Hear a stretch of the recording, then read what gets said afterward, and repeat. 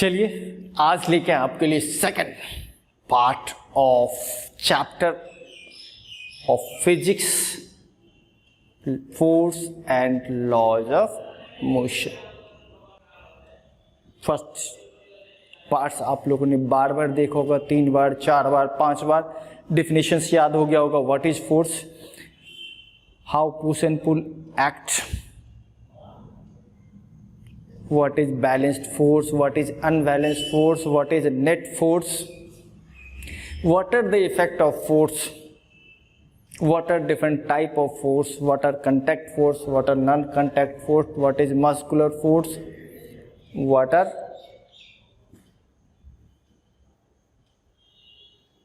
gravity, what is gravity, electrostatic force. ये सब आप लोगों ने रिवाइज कर लिया होगा। अब टाइम आ गया आपको बताने का कि जब फोर्स अपना काम करना शुरू करा तो साइंटिस्ट लोगों ने ऑब्जर्वेशन करना शुरू किया, ऑब्जर्व करा।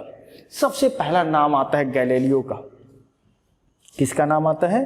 गैलीलियो का नाम आता है। भाई गैलीलियो ने सबसे पहले फोर्स के अंडर मूव करते हुए ऑब्जेक्ट को वॉच किया और देखने के बाद उन्होंने क्या बोला कि अगर फोर्स नहीं लगाएंगे, फोर्स लगते हुए देखा लेकिन बोला कि अगर फोर्स नहीं लगाओगे तो ऑब्जेक्ट मूव करता रहेगा।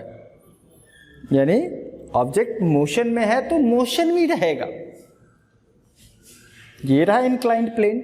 अगर इस इंक्लाइंड प्लेन पे बॉल को यहां से बॉल को रखे, ये बॉल यहां से यहां करते आएगा, प्लेन सरफेस पे जाएगा और खटाक से फिर कहां चला जाएगा? ऊपर की ओर।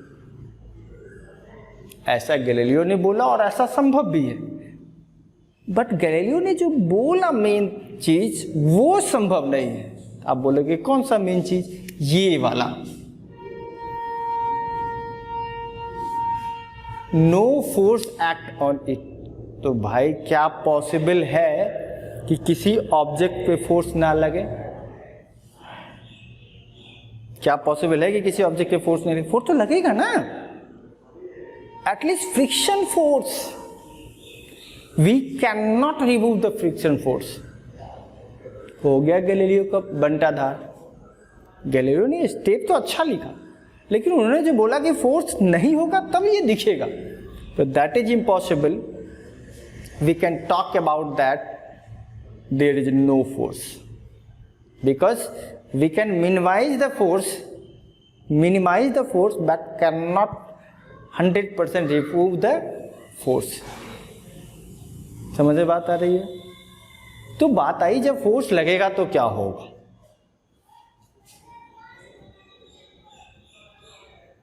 भाई फोर्स अगर लगेगा तो उसका एक्शन दिखेगा और उस एक्शंस को लॉज के रूप में किसने बता दिया?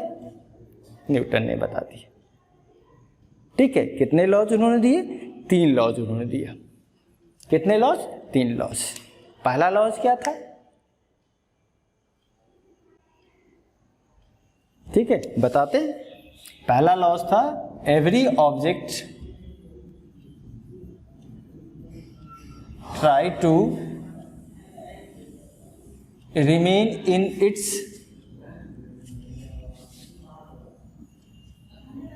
ओरिजिनल स्टेट या पोजीशन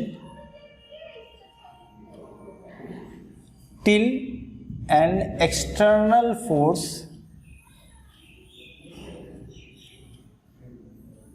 एक्ट ऑन इट। अब देखिए यहां पे गैलीलियो ने बोला कि फोर्स नहीं लगेगा तब, लेकिन इन्होंने एक कंडीशन दे दी है। तो भाई अगर फोर्स नहीं लगा रहे हो तब वो जिस स्टेट में रहेगा उसी स्टेट में रहेगा। अगर वो मोशन में है तो मोशन में रहेगा, अगर रेस्ट में है तो रेस्ट में रहेगा। इसका मतलब this is the tendency of an object. चलो यहां से बात करते क्या हो गया? दी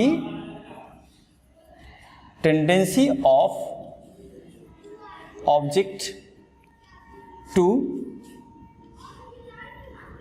maintain its original position of rest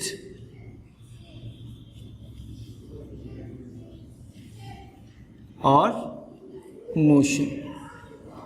generally हम लोग रेस्ट और मोशन की बात करते हैं। तो ये जो ऑब्जेक्ट में एक टेंडेंसी हो गया कि हमेशा वो क्या करेगा, अपने ओरिजिनल स्टेट को वो मेंटेन करके रखना चाहता है। ये टेंडेंसी हो गई ना, ये उस ऑब्जेक्ट का क्या हो गया, नेचर हो गया। अब ये नेचर जो हो गया वो हमेशा दिखेगा जब तक उसके ऊपर फोर्स काम नहीं करेगा। तो ये जो आप टेंडेंसी देख रहे हो, this tendency is called inertia, inertia of object.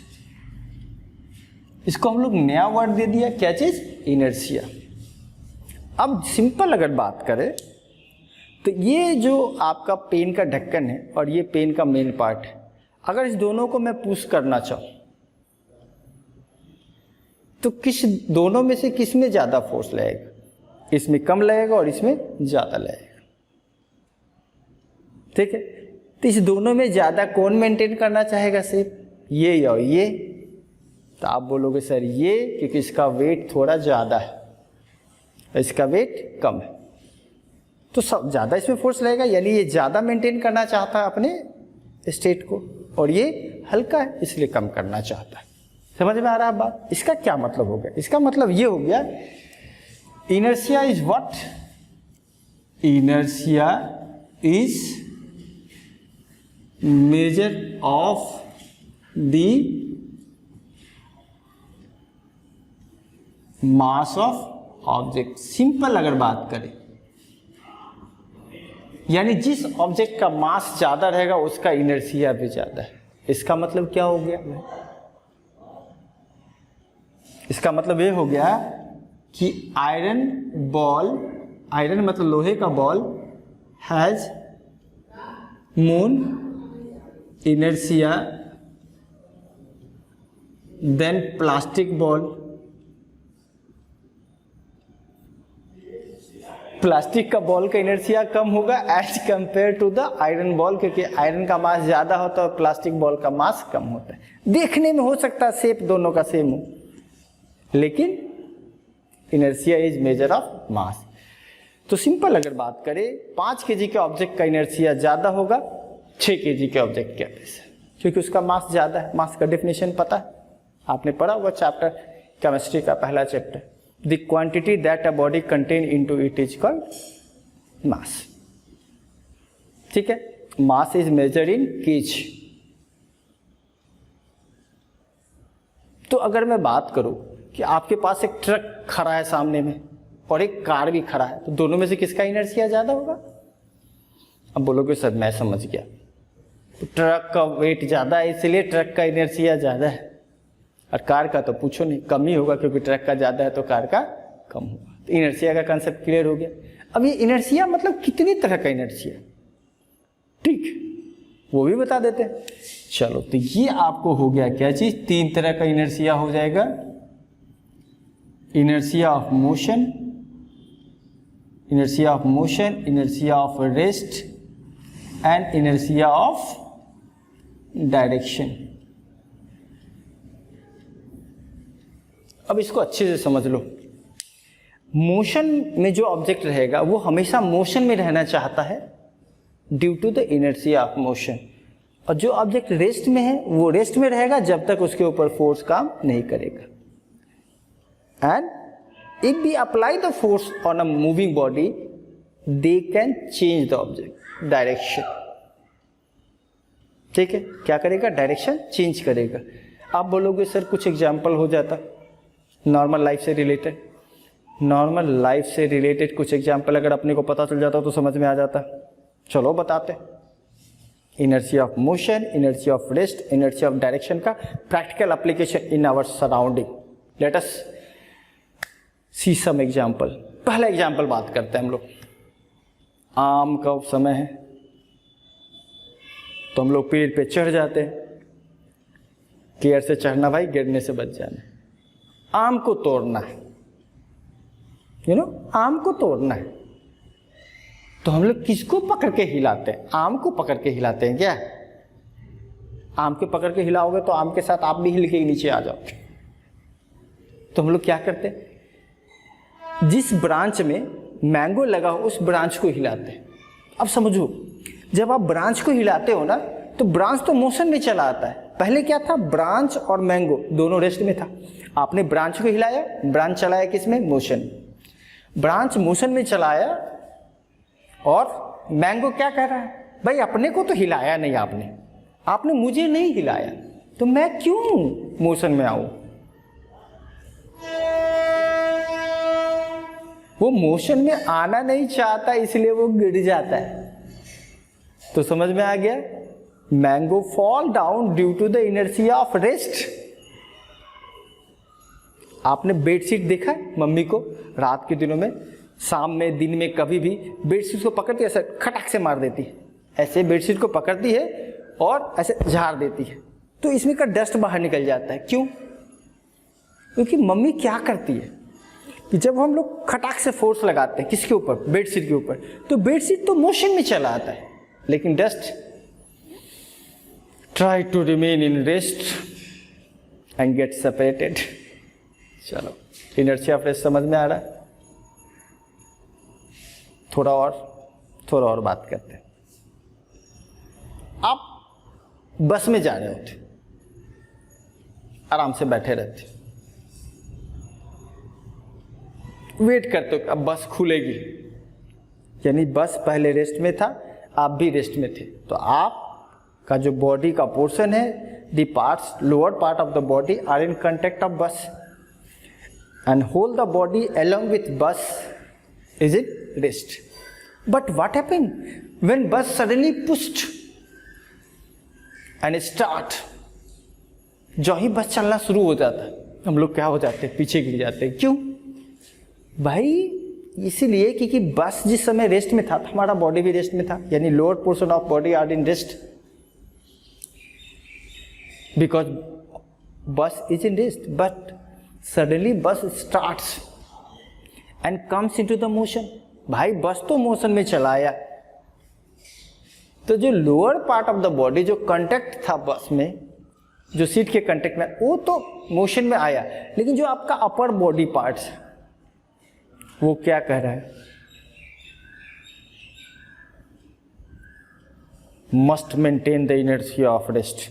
भाई तो पीछे वाला चला के आगे, तू जाएगा नहीं आगे तो क्या होगा, पीछे गिर जाएगा। वैसे ही होता चलता हुआ बस।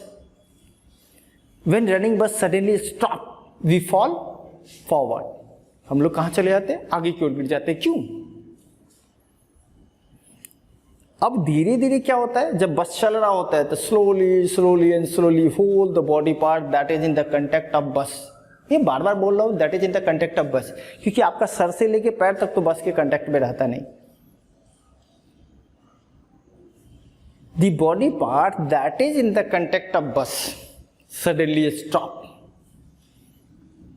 जब बस रुकता है, जब when moving bus suddenly stop, the lower portion of the body that is in the contact of bus come into the rest suddenly, but the upper portion of the body try to remain in motion.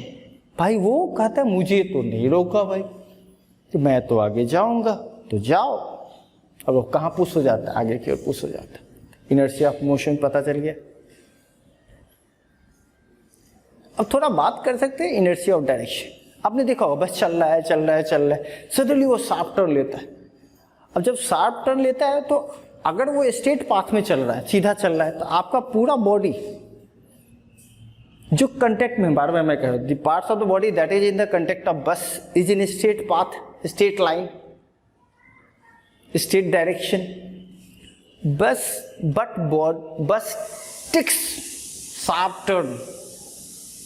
अब वो right turn लेता है तो आपका body left में आ जाता है। क्यों? क्योंकि लोअर पोर्शन चला गया राइट में, और जो बचा हुआ पोर्शन है आपके बॉडी का जो कांटेक्ट में नहीं है, वो तो कहता हम सीधा ही चलेंगे। अब ये सीधा रहना चाहता है, लेकिन नीचे वाला हो गया क्या चीज, राइट। तो अब ये कहाँ चला गया, देखो ये तो सीधा था, ये चला गया, तो इसके कंपैरिजन में ये कहाँ चला गया, लेफ्ट। तो बस अगर शार्प टर्न लेता है राइट, तो बॉडी टर्न हो जाता है left due to the inertia of direction. Simple answer बोलना का भाई, inertia of direction, inertia of motion और इनर्शिया ऑफ रेस्ट। समझ में आ गया पहला कि कोई भी ऑब्जेक्ट अगर वो मोशन में है तो मोशन में रहेगा, अगर रेस्ट में है तो रेस्ट में रहेगा। क्लियर है? अभी मिलेंगे नए वीडियोस में। छोटे छोटे वीडियोज इसलिए बनाए जाते हैं जिससे आपको पढ़ने में मुश्किल ना हो, आसानी से आप पढ़ सकें। आप इसको लिख लीजिए।